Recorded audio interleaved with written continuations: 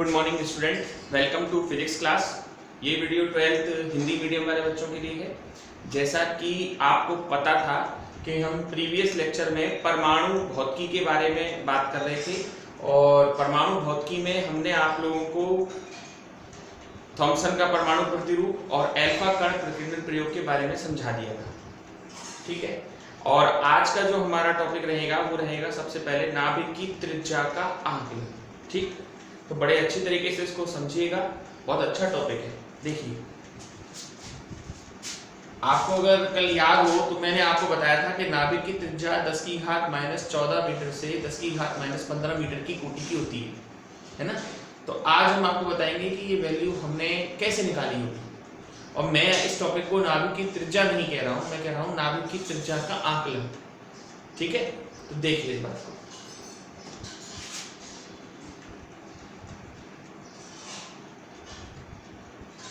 नाभिक की त्रिज्या का आकलन। ठीक, अब नाभिक की त्रिज्या का जब आप आकलन करेंगे तो देखिए, आपने पढ़ा था अल्फा कण प्रकीर्णन प्रयोग में, वो अल्फा कण जो 180 डिग्री के कोण से प्रकीर्णित हो जाता है वो सबसे ज्यादा प्रतिकर्षण बल अनुभव करता है। देखिए, नाभिक में सिर्फ प्रोटॉन होते हैं, होने को तो न्यूट्रॉन भी होते हैं, पर न्यूट्रॉन पर कोई आवेश नहीं होता। तो अगर हम नाभिक पर आवेश माने तो केवल प्रोटॉनों के कारण होता है। और सब जानते हैं प्रोटॉनों की संख्या को हम जेड से लिखते हैं। किससे लिखते हैं? जेड से। और ये है ई, जेड ई। ठीक है, और अल्फा कण पर 2e आवेश होता है, 2He4 2e आवेश होता है। 2He4 अपन जानते हैं ये परमाणु क्रमांक होता है, जितना परमाणु क्रमांक होता है उतना ही आवेश होता है। ये अल्फा कण जब नाभिक की तरफ जाता है और 180 डिग्री के कोण से प्रकीर्णित होकर आता है तो बहुत ही ऑब्वियस, यानी कि एक बहुत ही सामान्य सी बात है, कुछ अल्फा कण तो मुड़ जाते हैं ना, कुछ तो मुड़ जाते हैं, उनकी बात छोड़ो। लेकिन जो 180 डिग्री के कोण से प्रकीर्णित होकर आएगा वो नाभिक के सबसे अधिक समीप पहुंचेगा। मेरी इस बात को दोबारा से समझना चाहिए। मैं कह रहा हूं ये अल्फा कण यहां से चला, ठीक, ये नाभिक जो प्रकीर्णित हो रहा है वो तो निकल जाएगा। कारण ये दोनों आपस में कभी मिल नहीं सकते, क्योंकि ये भी धनावेश है और ये भी धनावेश है। दो धनावेश कभी एक दूसरे से आकर्षित नहीं होते, प्रतिकर्षित होते हैं। ये तो इतनी स्पीड से भेजते हैं तो मुड़ जाते हैं ये। लेकिन जो 180 डिग्री के कोण से प्रकीर्णित होता है, हम ये मान लेंगे कि इससे ज्यादा समीप नाभिक के कोई नहीं पहुंच पाएगा। ये जो अल्फा कण 180 डिग्री के कोण से प्रकीर्णित होगा, हम ये मान के चलेंगे उससे ज्यादा पास नाभिक के कोई और अल्फा कण पहुंच ही नहीं सकता। अब जब वो 180 डिग्री कोण से प्रकीर्णित हो गया, इसके पास पहुंच गया, तो इस समय सबसे अधिक इसने क्या अनुभव किया? प्रतिकर्षण बल अनुभव किया। क्या अनुभव किया? प्रतिकर्षण बल अनुभव किया। और हम इसको देते हैं गतिज ऊर्जा। अब जब ये जा रहा है और फिर वापस लौट कर आ रहा है तो एक क्षण के लिए तो इसकी संपूर्ण गतिज ऊर्जा किसमें बदली होगी? स्थितिज ऊर्जा। जैसे ये मार्कर है, आप नीचे से ऊपर फेंकोगे, आपने क्या दी? गतिज ऊर्जा। अधिकतम ऊंचाई पर संपूर्ण गतिज ऊर्जा किसमें बदल जाती है? स्थितिज ऊर्जा में, और फिर वापस से गतिज ऊर्जा में। तो इस कंडीशन में ये जो अल्फा कण है जो 180 डिग्री कोण से प्रकीर्णित हो जाता है, इससे ज्यादा पास तो नाभिक के पहुंचना संभव ही नहीं है। इसलिए मैंने आपको इसको बुलाया नाभिक की त्रिज्या का आकलन। अगर ये नाभिक की त्रिज्या एग्जैक्ट होती तो बात कुछ और होती। मैंने कहा है आकलन, हम उसके पास बता रहे हैं आपको। तो काइनेटिक एनर्जी यानी कि स्थितिज ऊर्जा बराबर हो जाएगी पोटेंशियल एनर्जी।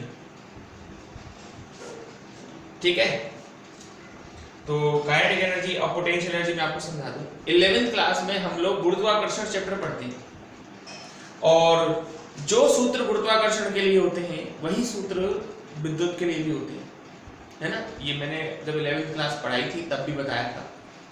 तो गुरुत्वाकर्षण में स्थितिज ऊर्जा कितनी होती थी? G N1 M2 upon R, minus में आती थी। यहां पर स्थितिज ऊर्जा क्या होती है? G की जगह पे तो K आ जाता है, M1 M2 की जगह Q1 Q2 आवेश आ जाते हैं, और दूरी तो आ ही रही थी ये, लेकिन ये माइनस में होती थी। क्यों? क्योंकि गुरुत्वाकर्षण तो आकर्षण ही करता था, ये आकर्षण भी करता है और प्रतिकर्षण भी करता है, इसलिए इसके आगे माइनस नहीं लगाया जाए। समझ रहे? एक बार बल के बारे में और बता दूं। कूलाम का बल क्या होता था? वो न्यूटन का बल F बराबर क्या होता था? G m1 m2 upon r square. और यहां जो बल होगा विद्युत का बल, वो होगा G की जगह पर वही K आएगा और Q1 Q2 upon r square, ये आपका विद्युत बल होगा।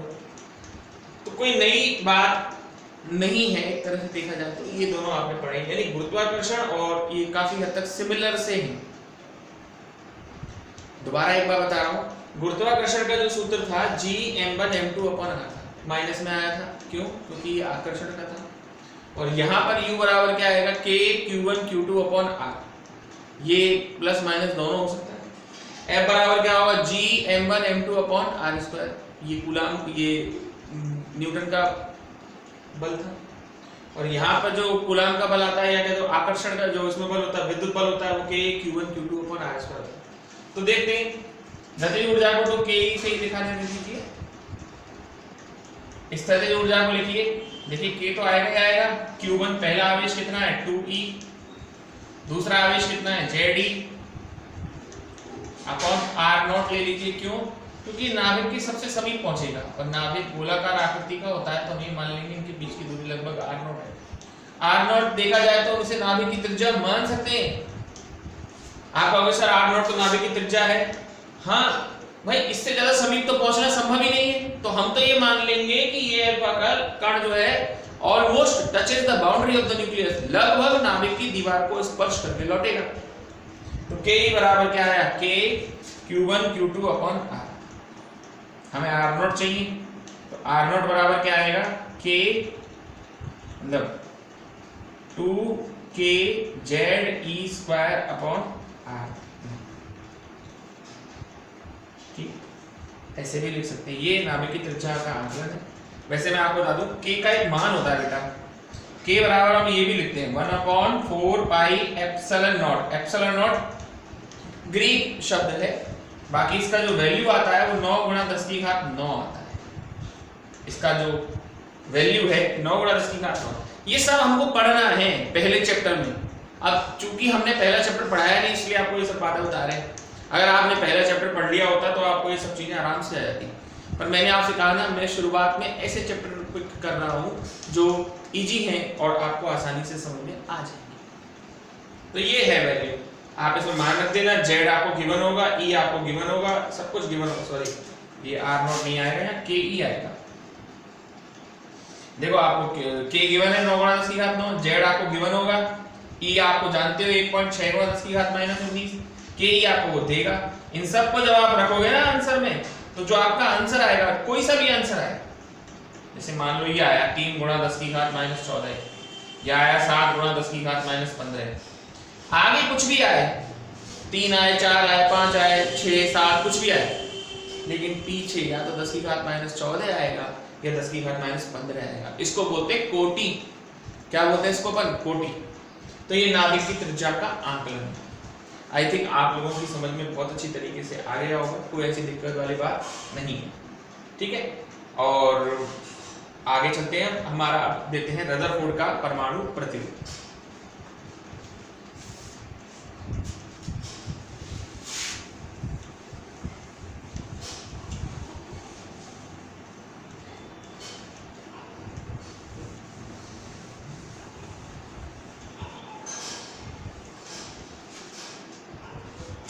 देखिए,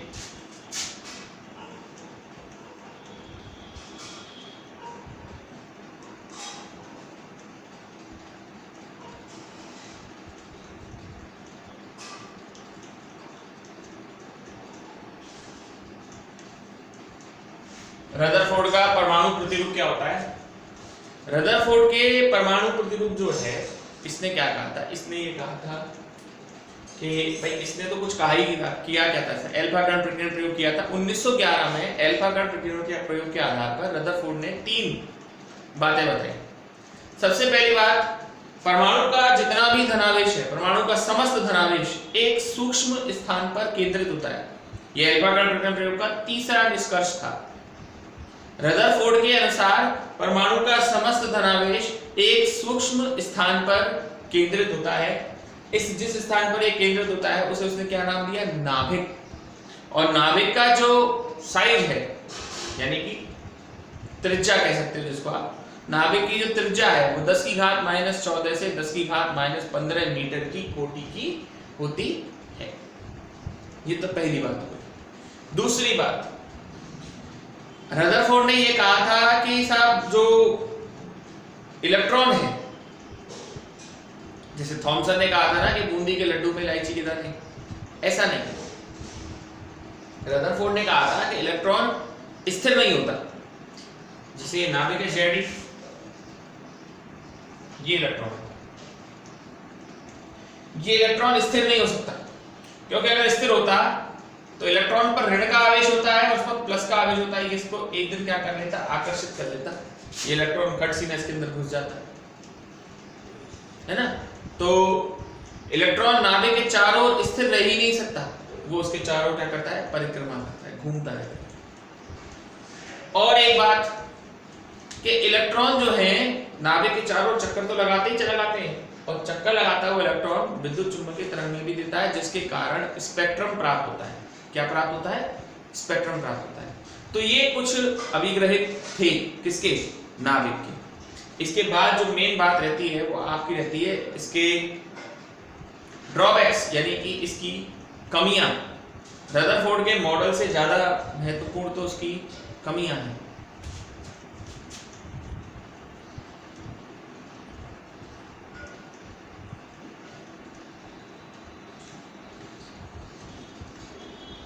रदरफोर्ड का मॉडल देखा जाए तो कुछ भी नहीं है।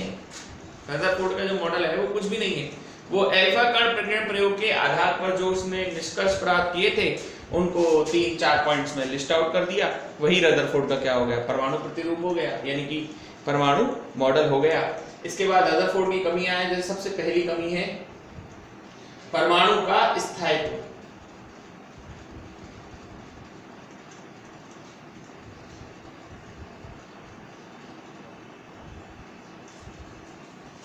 देखिए, रदरफोर्ड ने ये कहा था कि रदरफोर्ड ये कह रहा था कि इलेक्ट्रॉन नाभिक के चारों ओर चक्कर लगाते। लोगों ने मान ली उसकी बात। क्यों? क्योंकि इलेक्ट्रॉन स्थिर तो हो ही नहीं सकता। अगर इलेक्ट्रॉन स्थिर होता तो नाभिक में गिर जाता। ये बात बिल्कुल ठीक थी। तो ठीक है साहब, ये लो नाभिक, अगर मान लो इलेक्ट्रॉन नाभिक के चारों ओर चक्कर लगाते हैं, जैसे इलेक्ट्रॉन है चक्कर लगाता है, तो चक्कर लगाता हुआ इलेक्ट्रॉन लगातार विद्युत चुंबकीय तरंगों के रूप में ऊर्जा विकिरित करेगा, लगातार ऊर्जा देता जाएगा, और लगातार ऊर्जा देने से उसकी स्पीड में यानी वेग में क्या आएगी? कमी आएगी। वेग कम होगा तो उसकी त्रिज्या कम होती आएगी। अंततः वो इलेक्ट्रॉन त्रिज्या कम होते एंड में कहां चला जाएगा? नाभिक में चला जाएगा। इसका मतलब क्या हुआ? परमाणु नाम की कोई चीज ही नहीं होगी, क्योंकि परमाणु में तो प्रोटॉन भी होते हैं, इलेक्ट्रॉन भी होते हैं। जब इलेक्ट्रॉन को घूम फिर के नाभिक के अंदर ही समा जाना है, फिर कहां से बनेगा कोई परमाणु? इस बात का जवाब रदरफोर्ड के पास नहीं था। ये आपने केमिस्ट्री में ही पढ़ी होगी।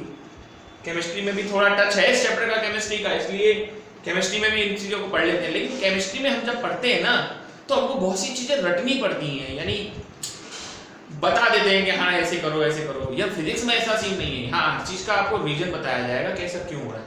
कुछ भी बात ऐसी नहीं होती है जो मतलब ऊपर से जाए। दूसरी बात ये कही सर कि इलेक्ट्रॉन लगातार अगर विद्युत चुंबकीय तरंगों के रूप में ऊर्जा विकिरित कर रहा है ना, तो इलेक्ट्रॉनों से जो आपको स्पेक्ट्रम प्राप्त होगा, क्या प्राप्त होगा? स्पेक्ट्रम। वो कैसा प्राप्त होगा? सतत होना चाहिए। कैसा प्राप्त होना चाहिए? सतत। लेकिन स्पेक्ट्रम मिलता है रेखीय। भाई अगर कोई लगातार ऊर्जा देगा तो स्पेक्ट्रम भी कैसा मिलना चाहिए? भकाभक एकदम लगातार मिलना चाहिए। लेकिन ऐसा नहीं होता। जब हाइड्रोजन परमाणु का स्पेक्ट्रम देखा गया तो वो तो रेखीय प्राप्त हो रहा था। कैसा प्राप्त हो रहा था? रेखीय मतलब लाइन स्पेक्ट्रम। लगातार तो आ ही नहीं रहा था। लगातार का मतलब होता है सभी संभव ऊर्जा के कण मिले। ऐसा तो था ही नहीं, एक अलग श्रेणी मिल रही थी, एक अलग श्रेणी मिल रही थी, एक अलग श्रेणी मिल रही थी। तो जवाब नहीं था। कंटिन्यूअस यानी लगातार नहीं था, ब्रेक करके था। एक हिस्सा अलग था, दूसरा हिस्सा अलग था, फिर हिस्सा अलग था। तो उसको अपन बोलते हैं रेखीय लाइन स्पेक्ट्रम। तो ये जवाब भी इसका गलत रहा। तीसरी बात, ये जो इलेक्ट्रॉन आते हैं इनमें फाइन स्ट्रक्चर मतलब हर एक स्पेक्ट्रम जो रेखा होती है वो कई सारी रेखाओं से मिलकर बनी होती है। कोई भी स्पेक्ट्रम रेखा होती है वो कई सारी रेखाओं से मिलकर बनी होती है। तो जब वो कई सारी रेखाओं से मिलकर बनी होती है तो इसका जो मतलब ये कई सारी रेखाओं से मिलकर बनी होती है तो उसको बोलते हैं सूक्ष्म संरचना। रदरफोर्ड के पास इसका कोई जवाब नहीं था, कोई बता ही नहीं पाया कि स्पेक्ट्रम की जो रेखाएं मिलती हैं जो कई सारी रेखाओं से मिलकर बनी हुई की बात कर रहे थे, उनमें विद्यमान जो सूक्ष्म संरचना थी उसका जवाब रदरफोर्ड के पास नहीं था। तो ये कुछ कमियां थी रदरफोर्ड के परमाणु प्रतिरूप में कि वो इन चीजों को ढंग से डिस्क्राइब नहीं कर पाया। अगर वो ढंग से इसको डिस्क्राइब करता तो फिर बात आगे बढ़ती। तो ये है इशू इसके साथ, इस मॉडल के साथ जो मेन कमियां हैं। तो चैप्टर वैसे ज्यादा बड़ा नहीं है, छोटा सा ही है, ज्यादा बड़ा नहीं है। आपने काफी सारा पढ़ लिया। आज आपने पढ़ा है कि नाभिक की त्रिज्या का आकलन और रदरफोर्ड का परमाणु प्रतिरूप। डेरिवेशन तो कोई आया ही नहीं है। अब जो चालू होगा वो होगा नील्स बोर का परमाणु प्रतिरूप, उसको भी हम आपको बताएंगे, वही मेन इंपॉर्टेंट है। अब तक जो आपने पढ़ा ना इस चैप्टर में उसमें से कभी पेपर में कुछ आया है तो रदरफोर्ड की कमी आएगी। वो तो मैंने आपको कई बार बता दिया कि गुणों को कोई नहीं देखता है, कमियां मेन इंपॉर्टेंट होती हैं। दूसरी बात कि ये तो कमी तो है ही है, और दूसरी बात ये थी कि आज जो मैंने आपको पढ़ाया है, अगर आप किसी भी लेक्चर में अनकंफर्टेबल फील करते हैं, आपको ये लगता है कि सर ये बात हमारी समझ में नहीं आई, तो आप या तो मेरे को मेरे फोन पे अलग से चैट मैसेज कीजिए या फिर आप मुझको कॉल करके डिस्क्रिप्शन को सही कीजिए। यानी कहने का मतलब ये है कि ग्रुप पे कोई भी मैसेज नहीं करेगा, इसके लिए सख्त मना है। कोई भी मैसेज नहीं करेगा ग्रुप पे, हाय हेलो गुड मॉर्निंग वगैरह सब चीज बंद है ग्रुप पे। अब जो बात चलेगी वो आपके और हमारे बीच में सीधे सीधे चलेगी, ठीक है ना। एक इस चीज का ध्यान रखें। दूसरा, टाइमिंग फिक्स है हमारा, सुबह 11 बजे से लेकर 12 बजे तक। उस दौरान आप पढ़िए, वीडियो को एक बार नहीं 2-2 बार देखिए, 3-3 बार देखिए, इसलिए तो वीडियो बनाए जा रहे हैं। आप जब 2-3 बार देखेंगे तो आपको जितना देखेंगे उतनी बार कुछ नया ही देखने को आपको मिलेगा, समझिए। और नोट्स को वेल मेंटेन प्रिपेयर कीजिए, क्योंकि आप भी जान रहे हैं वर्तमान स्थिति में, कोविड-19 की स्थिति में हम लोग कैसे तो आप लोगों की क्लासेस रन करने की कोशिश कर रहे हैं। आप जानते हैं 12th क्लास का सिलेबस बहुत बड़ा होता है। इन केस मान लीजिए जुलाई में स्कूल खुलते हैं या फिर अगस्त में स्कूल खुलते हैं तो इनको लिखाना बहुत कर रहा हो जाएगा। कोशिश तो हम अपनी तरफ से पूरी करते हैं कि सर हम ये करते हैं वो करते हैं, लेकिन आप भी जानते हैं हमारे भी रिस्ट्रिक्शंस हैं, हमारी भी कुछ सीमाएं हैं। और हम इनको जो समझाने वाली बात है वो तो मैं समझा दूंगा। समझाने में 3 दिन का 1 दिन में समझाया जा सकता है, लेकिन लिखाने में तो टाइम ज्यादा जाता है ना। तो ये जो नोट्स हैं इनको आप वेल मेंटेन कीजिए, कोई इशू नहीं आएगा, किसी प्रकार की कोई परेशानी नहीं आएगी। मैं बता रहा हूं आपको, फिजिक्स 12th की आसान है, कोई ऐसी दिक्कत वाली बात नहीं है। ये मैं 11th क्लास में भी आपसे कहता था, पर परिस्थितियां ऐसी बन चुकी हैं कि हम लोग चाहकर भी कुछ नहीं कर पाते। तो अपन तो मेन जो मोटो हमारा रहता है वो रहता है नोट्स के ऊपर। तो हम चाहें तो अपने नोट्सों को वेल मेंटेन तरीके से इनको प्रिपेयर कीजिए। नोट्सों को जितना अच्छे आप नोट्स बनाए उतना बढ़िया से बढ़िया नोट्स बनाइए।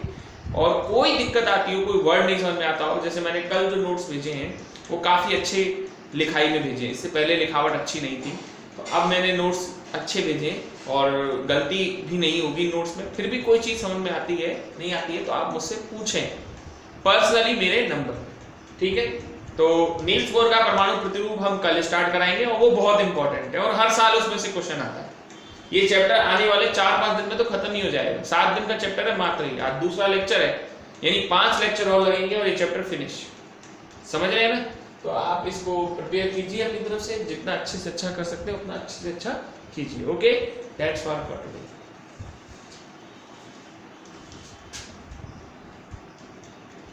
अबे यार ये फिर खराब आया वीडियो।